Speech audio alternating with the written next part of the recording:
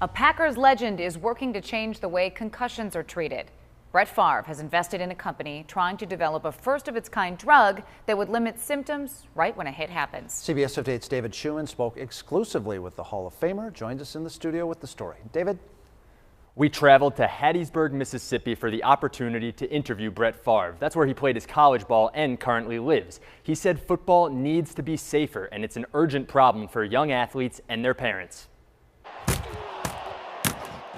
These are the sounds that once filled Brett Favre's Sundays. Now he hears them as alarm bells, signaling the danger in a sport he believes children shouldn't play. I cringe when I see little kids being tackled and the slingshot effect or whiplash effect when their head hits the turf. When Favre played football, getting your bell rung was just part of the game. And you would never consider coming out of a game because you saw stars. Concussions and football basically go hand in hand.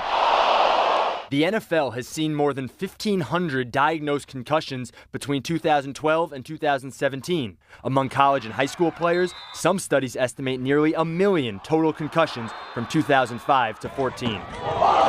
Just last fall, we interviewed Jack Tickner, a Germantown freshman who stopped playing football after getting 3 concussions in a year. It felt like my head was getting crushed in by the helmet. Some head injuries even proving fatal, like the Georgia high school player Dylan Thomas, who died last month. One is one too many.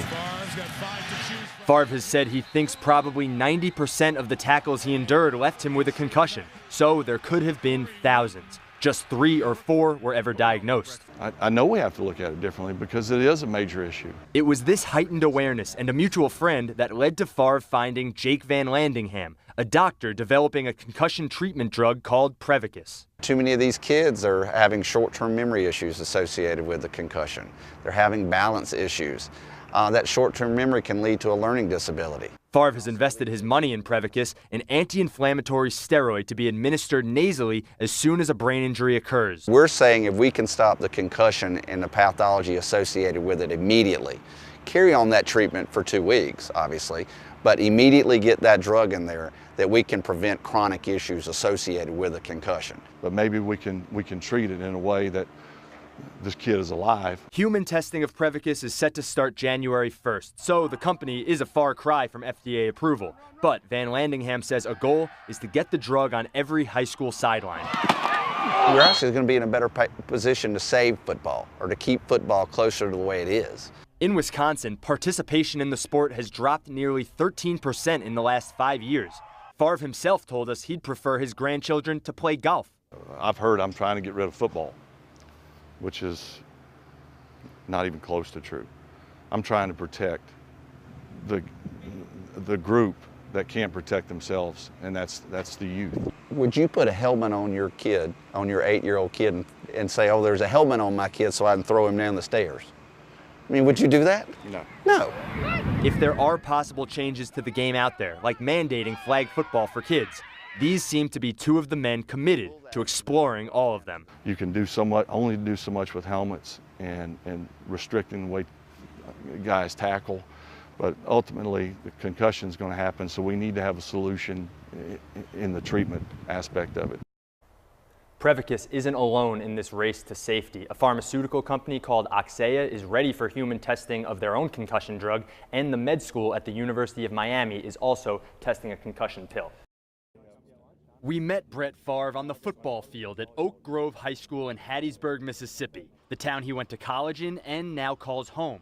He helped Oak Grove to a state title in 2013 as a volunteer coach. One of the many ways Favre says he's kept busy since retiring 8 years ago, with plenty of hunting, traveling, and time outdoors. It's amazing that, I'll bet you get bored. I don't get bored.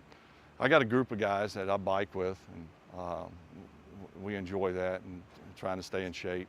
He's also remained a familiar face at his alma mater, the University of Southern Mississippi. It's not just because of the signs and shrines and banners either. The former Golden Eagle star spends a good deal of time on campus. Favre's daughter is on the school's volleyball team, and he says he attends most football games. Just having somebody who's in the Football Hall of Fame that you can see on campus and I've given him high fives, and he's always been very nice to me, a very good guy. But don't think Favre's lost focus on the NFL. He's been paying particular attention to the conversation surrounding Packers linebacker Clay Matthews' numerous roughing the passer penalties this season. Many fans think Matthews has been victimized by an excessively strict new rule meant to protect quarterbacks. You know, Clay Matthews' hits, to me, were textbook. And I don't know what else he could have done. And I don't know what else he can do from a mental standpoint in that process. Favre says penalties like that should be reviewable. It's too confusing, like so many other rules that they have. A part of Favre's life that no longer is confusing is his relationship with Aaron Rodgers. The Packers star visited Hattiesburg this summer to interview his predecessor for a documentary. Man, we reminisced, we laughed, we told stories. It really was good. I really felt good about it. And I'm not talking about the story itself. I'm just talking about the visit. And I'll say, you know, I don't know if we thought that it was needed, but after the fact, we both have said to each other that, man, we're so glad we did it. But it was a good visit. Life for Favre doesn't always have the glamour of getting to hang with the best quarterback in the league. He stays down to earth, spending plenty of time with his wife Deanna and the rest of his family. Like this weekend in particular, we have our 3 grandkids. So when I leave here, I got to go back, and there will be no riding or outdoor stuff. You know, 3 grandkids is test your patience. And fear not, Packers fans, he misses Green Bay and the Badger State. I had a wonderful career. You know, the people of Wisconsin are our second family. I got a lot to be thankful for. When our interview wrapped up, we asked for a lunch recommendation. Go to Cotton Blues, which is real close to here.